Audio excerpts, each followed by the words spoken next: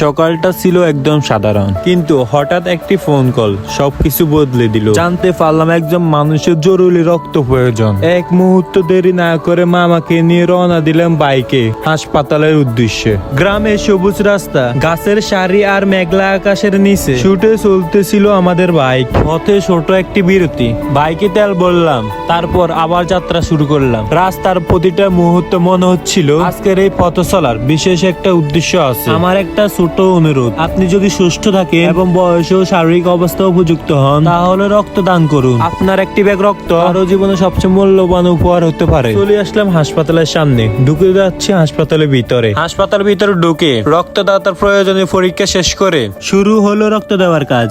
কয়েক মিনিটের এই ছোট কাজটি হয়তো কারো জীবনে নতুন করে বেঁচে থাকার আশা এনে দেয়।